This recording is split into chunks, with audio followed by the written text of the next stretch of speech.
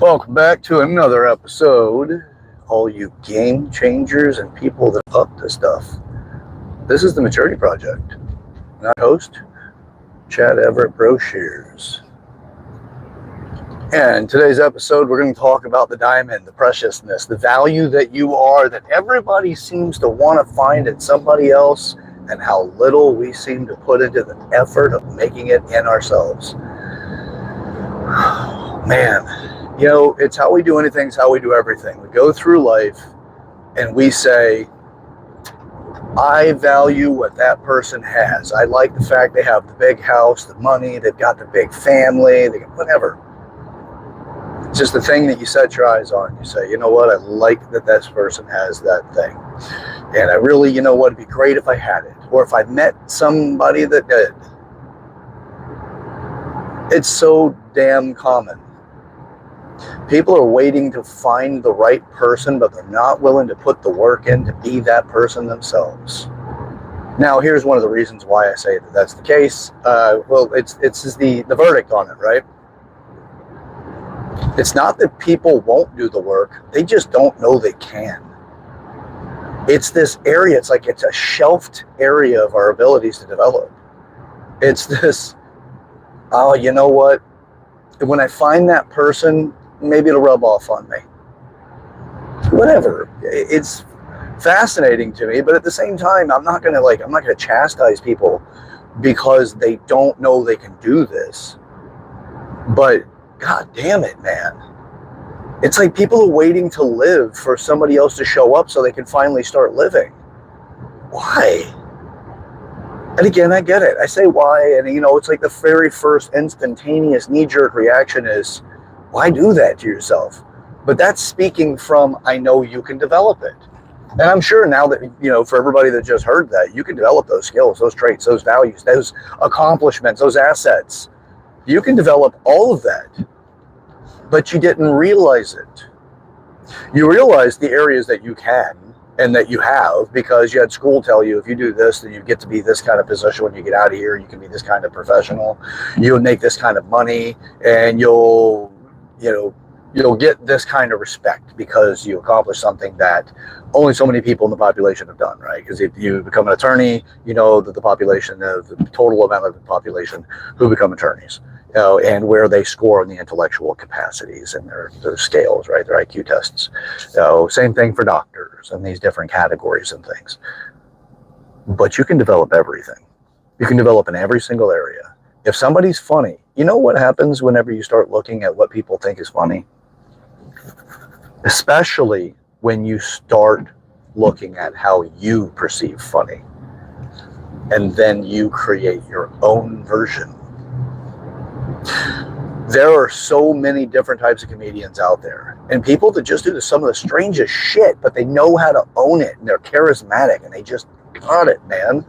But it's not like they were born, slid out of the womb, and the doctor goes, you got a comedian here. No. People start, especially in the adolescent development, they start looking at specific traits and skills that get them acknowledgement and make them stand out. And they start reinforcing that. And they keep going. And they reinforce it. And they keep going. And before you know it, the trait becomes their character. Or a major part of their character. It's what people know them for. You can be charming. You can be seductive. You could be, intelligent. You can be so many things. You can be wealthy. You just have to understand principles about money. The Maturity Project covers 8 areas of development. It is all geared to create satisfaction in life. So when you find yourself going, damn, I wish if only I was like this person, my life would be better, be different, more desirable, more fun. I'd have different abilities. I could travel more. 1% every day toward your goals. You will accomplish your goals. But you have to have the patience and discipline to do 1% on a daily basis. Where I am now is not where I was when I was 30. It's not where I was when I was 20. Damn sure it wasn't where I was when I was 10. You have to make these conscious decisions. Do you know why school's so effective for people that graduate? is because they follow the direction the school gives them. You get an itinerary, you get your class schedule, you get your syllabus, you get the groundwork that you will put in because you have the information to tell you. You have the map, you have the destination, and they tell you what the steps are going to be. But when we're not in school, you don't know how to do it. You don't realize you could do it, or you have experienced academic fatigue. And now you're looking at all development as an academic effort. And you're like, I already got $100,000 in student loans, and I did, 6 years to become whatever I become, or 4 years, or 8 years, depending on whatever the hell it is you got. And the debt usually will match that somewhere along the lines, though, to the years in the profession and all of that stuff. The reason why it's successful is because it's structured, and our lives aren't structured. You get out of school, you get a job. The structure is, these are the requirements in order not to lose your job. Don't do other than this. And they give you your directions, and the company policies and the rules and all of that. You got structure, you got direction, you got guidance. Hell, some of these degrees, you got to get out of school, and then you got to go back and, you got to keep getting credits. You got to keep keeping it fresh. You got to keep paying money to stay in that educational system.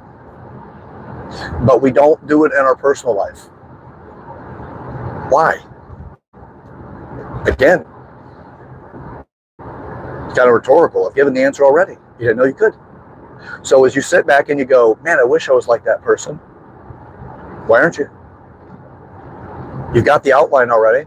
You got a target. Then you got the person you can look at and be like, okay, well, let me study this person a little bit. What are their tenets and values? What are the talent values? What are their character values that make them who they are? There's a guy that I absolutely love his combination. He is insightful, he's motivational, and he's a comedian. He's awesome. His name's Theo. I forgot his last name, but it's Theo. Pretty much, if you just Google Theo, the comedian, you're going to get it. He's got a very specific speech pattern. He's Southern. You can tell that by the way he speaks, he grew up poor. Even by the stories, he tells you he grew up poor. He's incredibly insightful. He's not your common comedian, although comedians are typically very smart. No, not guaranteed, but they're typically very smart. Theo is a different breed.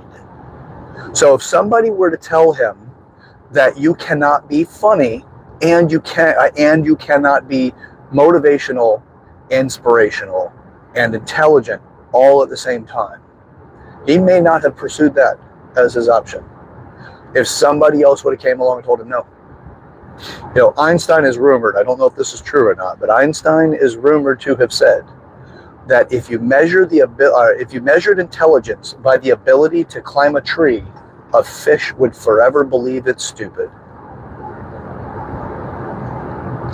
Your talents are incredible, but you probably don't give yourself much credit. Your friends will give you values to it, and most of us won't even listen to our friends whenever they tell us about us. But if you want to give yourself some homework right now, pick 3 of your closest friends, 3 people in your life, and ask them a few questions and tell them that you need the absolute blatant honesty.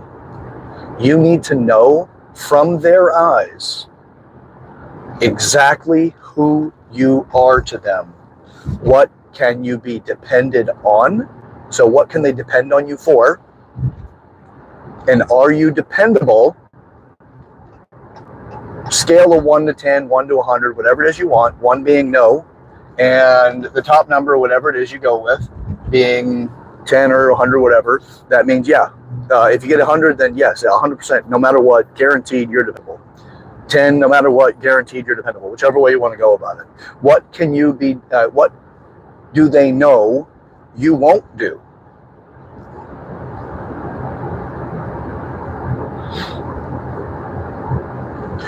What do they value the most in you?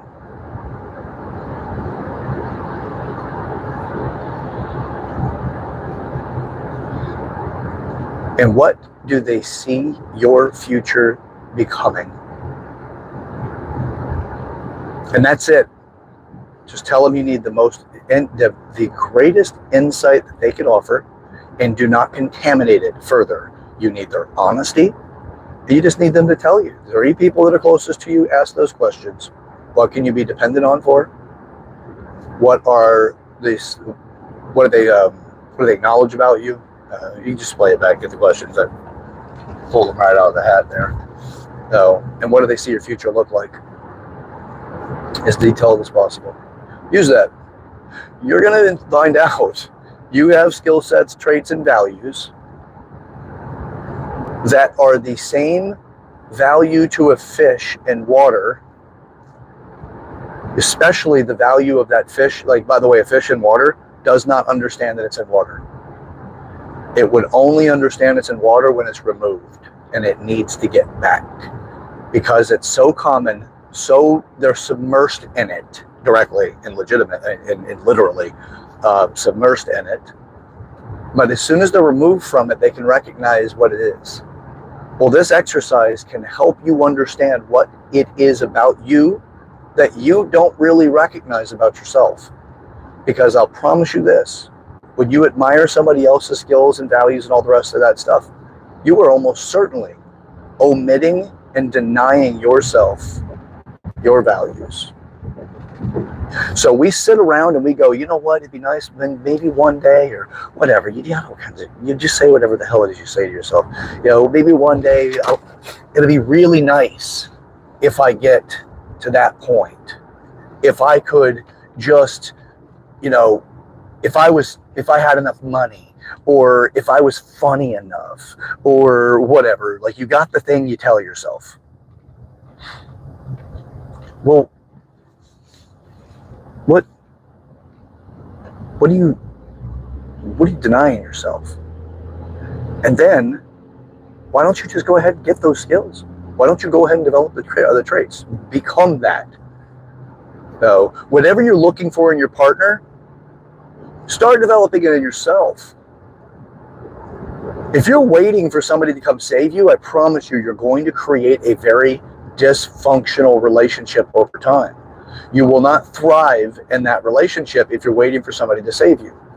It is always a healthier relationship when you're up to something and developing yourself. And I mean up to something for developing yourself, not up to something to creep around to find satisfaction in areas that you denied yourself and you were too cowardly to tell your partner.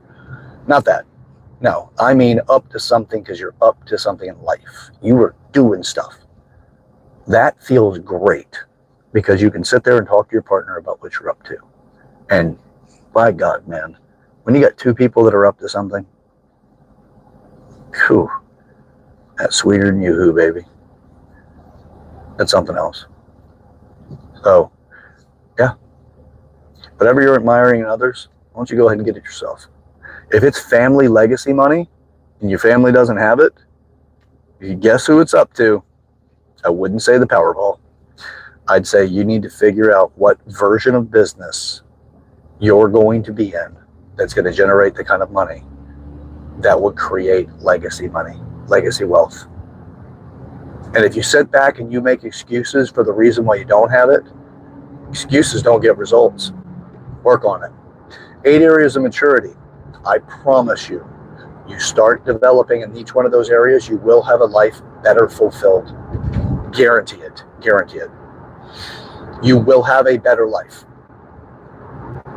because you will not be neglecting anything that will cause you discomfort and frustration and aggravation, because you'll understand you can do something about it versus feeling like you're convicted by God or somebody else or a shortcoming in your genetics or something.